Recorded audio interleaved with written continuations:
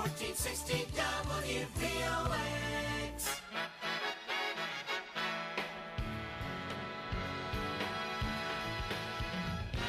Welcome back, everyone. You're listening to Senate Friday. I'm Senator Jeff Klein, and you're listening to us at WVOX 1460 on your AM dial. I want to remind our listeners you can call us in the studio at 914-636-0110. Again, that's 914-636-0110. We're discussing today the significance of Dr. Martin Luther King's upcoming birthday on Monday, and we're joined today in the studio by David Peritz, who's a professor of politics at Sarah Lawrence College, and our very own Reggie La-Fayette, the Democratic County Election Commissioner here in Westchester, as well as the Democratic chair of both Westchester County and the state. And we're now joined on the line by Louise Mirrer. Welcome, Louise. Thank you. Thank you for joining us. Delighted to be able to.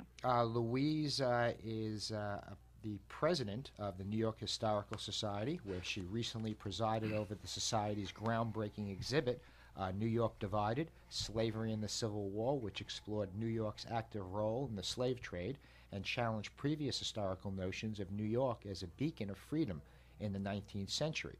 Before joining the New York Historical Society, Dr. Mirrer was Executive Vice Chancellor for Academic Affairs at CUNY. Welcome. Thank you very much, Senator. Well, I guess I'm going to pose this question, to all of our guests.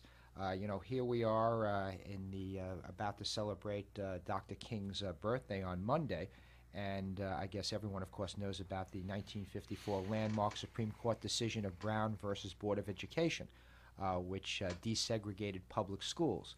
I know you've done some research. I know Professor Peritz has.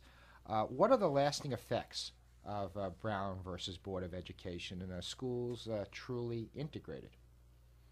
I guess I'll start on that. Sure. I think that the trends are mixed. There's a major study that was done by the Harvard School of Education, came out in 2001, has been updated a couple times since, and what they found is that between 1968 and 1980, there was real progress in American schools in terms of integration. There are different ways to measure integration, but an important way of measuring it is whether or not black children are going to schools that are dominantly or exclusively black. And measuring it that way from 1968 to 1980, there was significant progress in this country as a result of a number of both court-ordered and voluntary schemes at a number of different school districts all over the country. What they also find is that between 1980 and the present, the trend has been going the other way. And I think the statistics are actually quite disturbing. The one that jumps out at me, I could go into a number of them, but one that jumps out at me is that 1 in 6 black children in this country now go to schools that are either 99 or 100% black and Hispanic. So they essentially don't see any white kids. And what's the reason for that? It's moving into communities, I guess, too, and socioeconomics. Yeah, there's a large set of reasons here. One of them is the period we're talking about coincides with a lot of suburbanization. So a lot of people moving out of urban areas that tend to be more integrated, right? And it also coincides with a number of important Supreme Court decisions that made it more and more difficult for school districts to look explicitly at race as a factor in deciding how they were going to distribute their students. And finally, it coincides with an erosion of public policy. I think that coming out of the 60s, there was a great deal of momentum for desegregation as an aim, and that since around 1980, the wind has gone out of that sail. It's very interesting because it really has a tremendous impact on the policy that's being implemented now in New York State. The fair share, making sure that New York City and other high-need school districts around the state, which we were able to accomplish in last year's budget, got their fair share of education dollars because a lot of the suburbs you talked about are doing fine. They're being choked by property taxes, but their schools are terrific. So it's now, the state is now trying to make up for that by getting more money to places like New York City, Buffalo, Mount Vernon, Yonkers. And is that enough? It's a start. I mean, if you remember the Brown v. Board decision. And I guess to interrupt, is it only about resources, or is you need more of the integration to really, you need more of the integration. Yeah. Absolutely. It's about living together, learning together. Right. And it's unfortunate that economics kind of drive this. You make a little more money, you move into a different neighborhood, you sort of abandon the city, and you create then a segregated population. And it's an economic standard, that goes in this. And I think you solve some of this by people like you or I. If we're not afraid to live together, then our kids will end up going to school Absolutely. together. And so that's the major problem of it, no matter how you cut it. I'd just like to, Senator Klein, take the long historical view, because Sure, Dr. Mirrer. What's interesting in this discussion and in pinpointing something as recent as 1954 is that actually the discussion over equal access to schooling started at the end of the 18th century with the invention or creation of the Manumission Society by John Jay and Alexander Hamilton, and the subsequent creation of the African Free Schools, which were the first effort to recognize that children of African descent had the same right to school and to an equal standard of education as white children received. And in fact, the standard of education of the African free schools was extremely high and produced such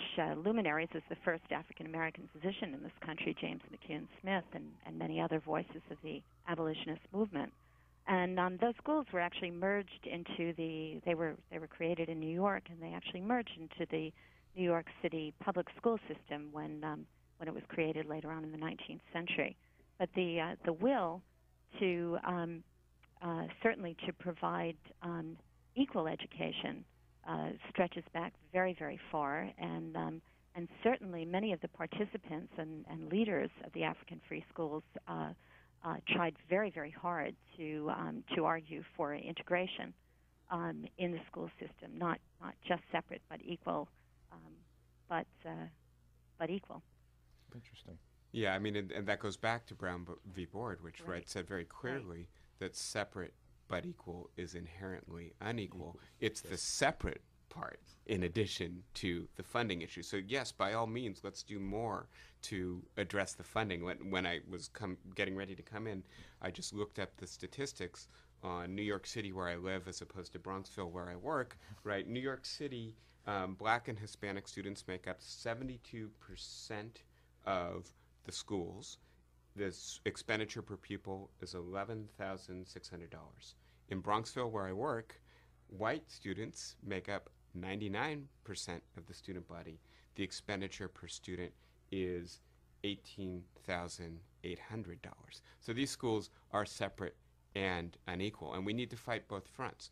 I think it's the measures you're talking about with school financing are very important for fighting the unequal front. We need to be creative in thinking about what we can do about integration. Certainly a willingness on an individual level to move into the same areas with each other is extremely important, but I also think there's things that we can be doing legislatively and politically as well. For instance, No Child Left Behind, which is not a piece of legislation I'm particularly fond of, does have a very interesting provision, which is that any child who is in a school that declines for 2 years in a row or fails to improve for 2 years in a row has the right to move to another school, including moving outside of their district. Now, if we could actually require schools with successful schools with spaces open to accept students from other districts, I think we could have some meaningful integration of our schools in the next 5 years. It's something that could happen relatively quickly. That's an excellent point. I just wanted to get in, Dr. Mirrer, to talk a little bit about the significance of the exhibit you had on slavery in the Civil War. Can you just tell us a little bit about the relationship between the abolitionist movement in the 19th century and the civil rights struggle of the 20th? Absolutely, they're so intimately related. It's hard not to call the abolition